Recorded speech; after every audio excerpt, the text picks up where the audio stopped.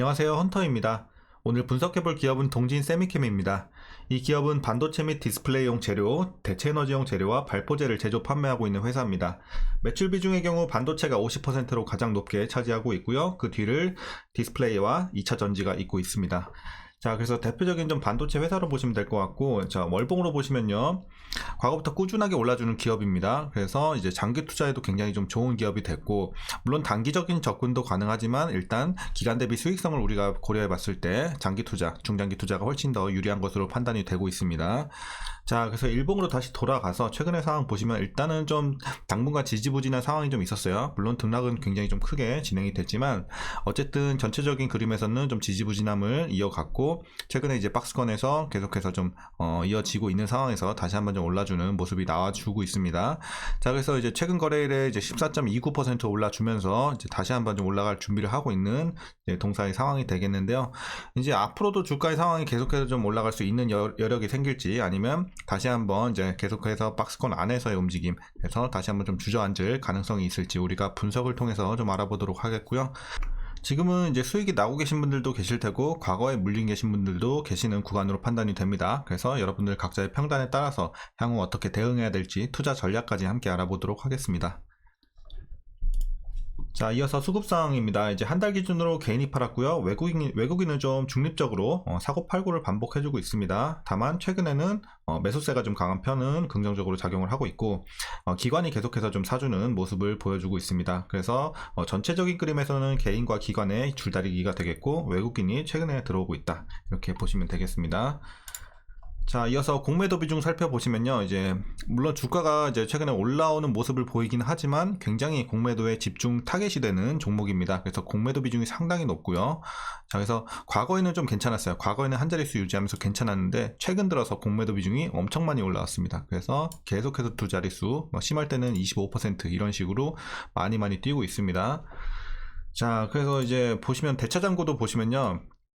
과거에 비해서 많이 늘어났습니다. 이제 200만대에서 300만대, 그리고 최근엔 400만대에 넘어섰습니다. 그래서 공매도 비중이 확실히 늘어났다는 부분을 다시 한번 입증해 주는 부분이 되겠고요. 이런 부분에 있어서는 좀 주가의 상승을 좀 제한할 수 있을 것으로 보여집니다.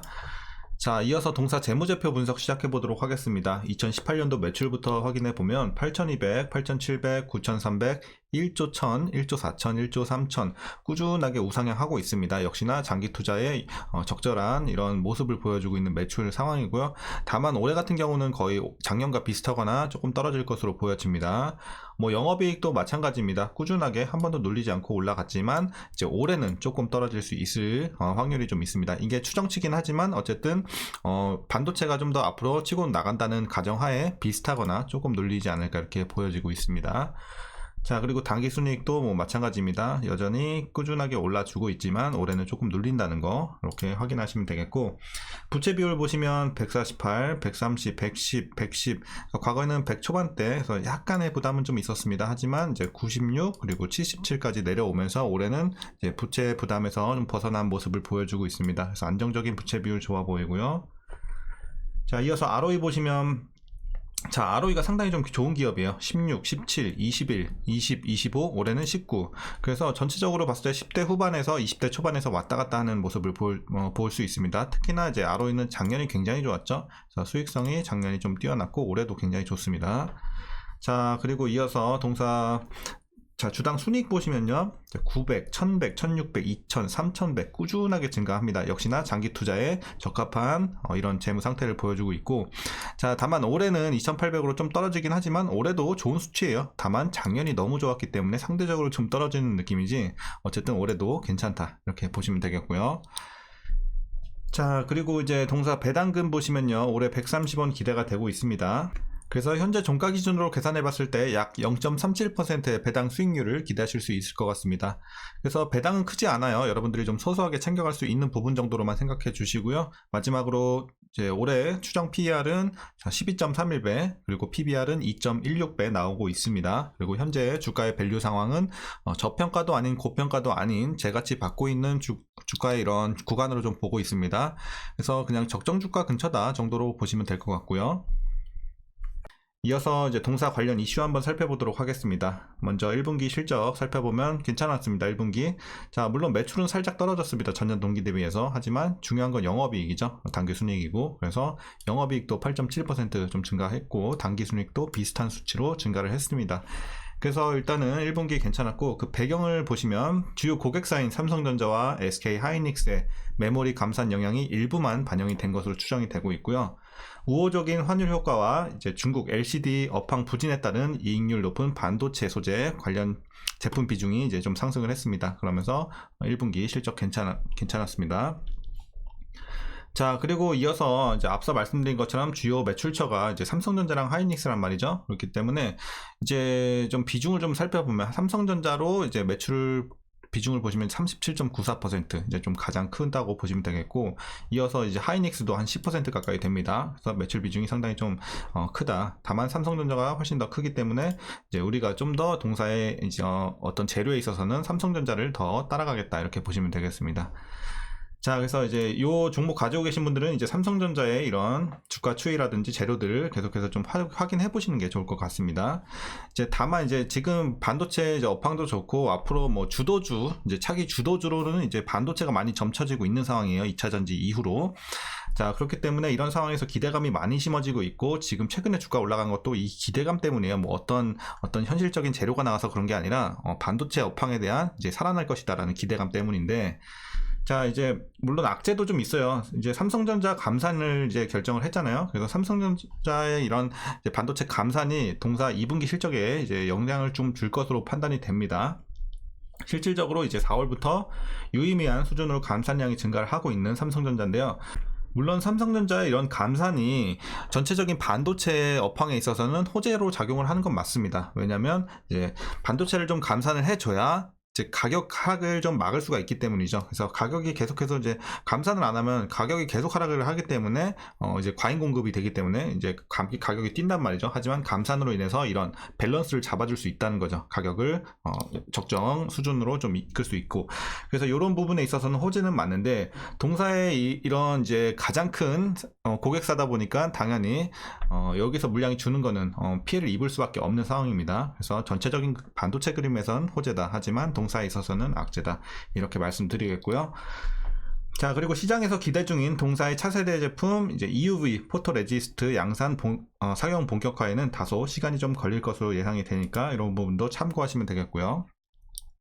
그리고 방금 말씀드린 이 EUV PR 있죠? 포토레지스트.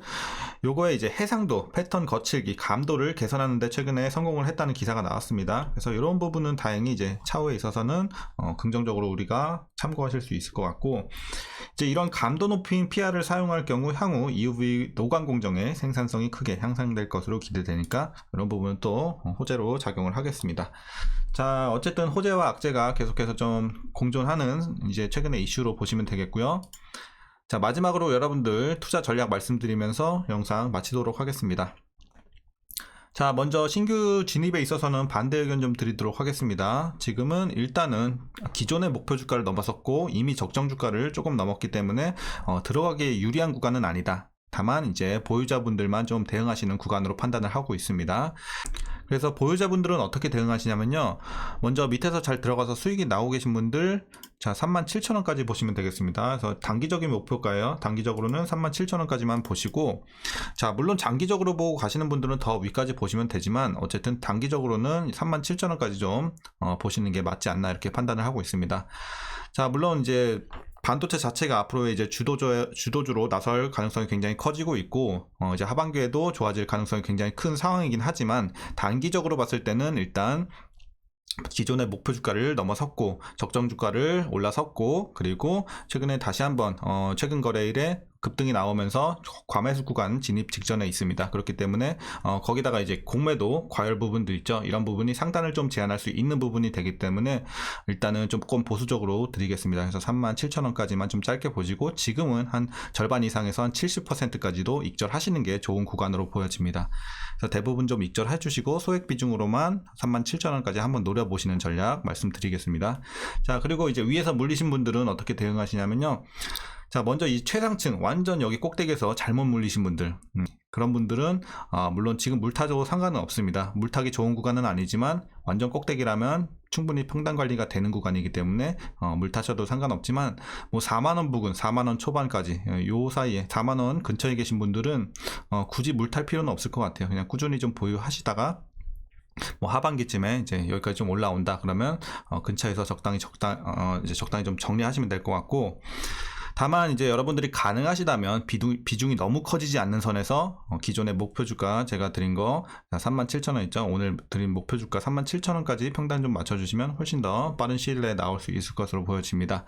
하지만 못해도 4만원 밑으로는 좀 맞춰주시는 게 좋겠습니다. 자, 이렇게 좀 전략 말씀드렸고요. 어쨌든 이 종목 길게 보셔도 괜찮지만 어쨌든 단기적으로 또 보시는 분들은 37,000원까지 딱 정리하고 나오시는 게 좋겠습니다. 그리고 지금은 이제 슬슬 분할로 매도해 나가시는 구간으로 판단을 하고 있다는 점 참고하시면 되겠습니다.